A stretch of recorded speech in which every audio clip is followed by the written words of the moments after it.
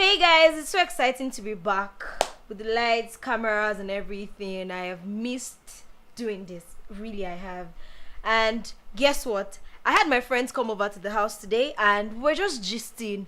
And in the midst of our gist, I just felt like, what am I even doing? We could just shoot this as a content on the vlog because I mean there's a lot to learn from the conversations that we've been having, and I feel like people might have their opinions, they might have something to learn, they might have something to pick up from what we're saying, and then I just thought that you guys on the gram can be part of this conversation.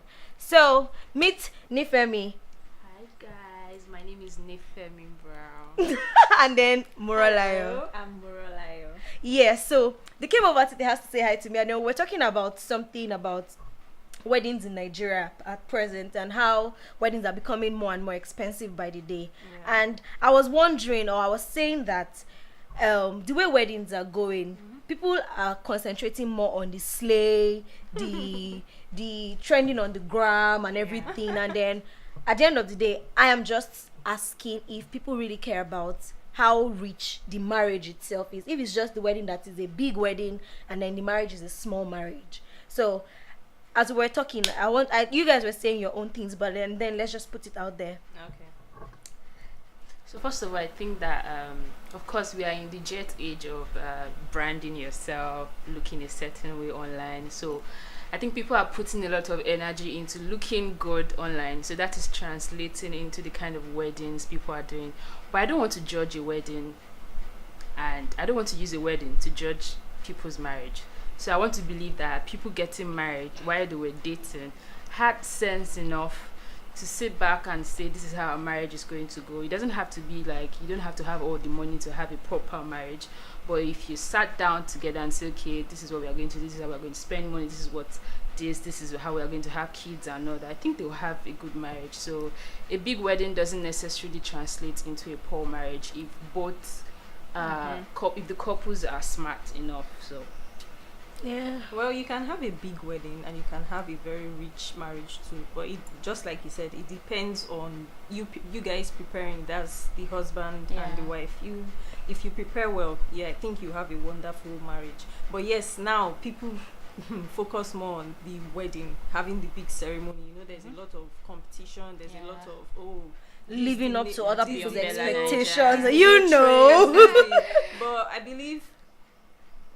Before that, even while you're cutting and all of that, you guys there are specific things you have to sit down and really talk about. How are we going to do this? How we for example, you might be going to different churches. Like, okay, what church are we going to? That's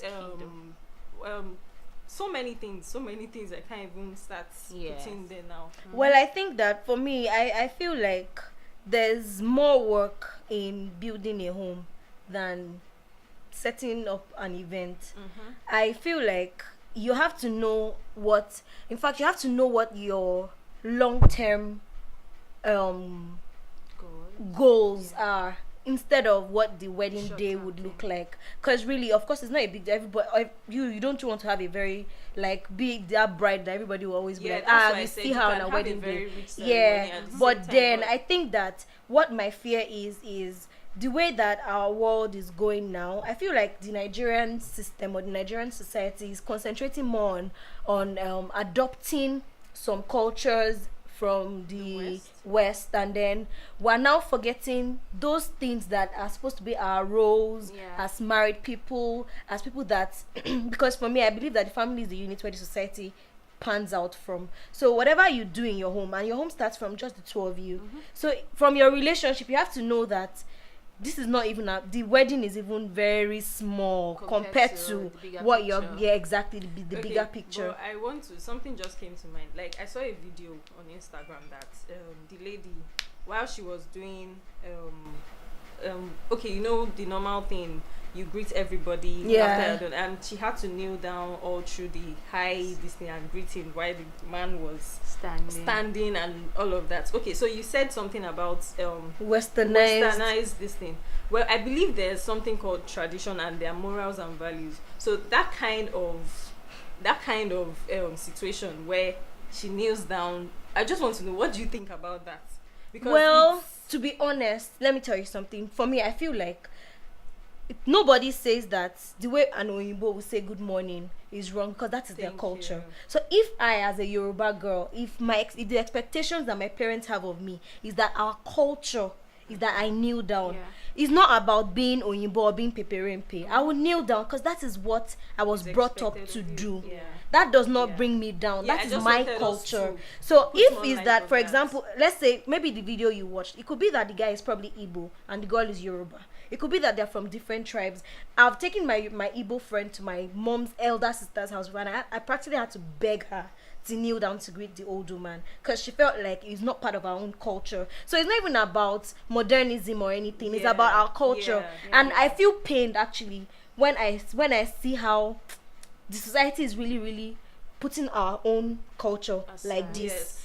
It's not that one is not that you are a what's up person. And it's when you begin to love yours, it begins to grow. You'll be surprised how well.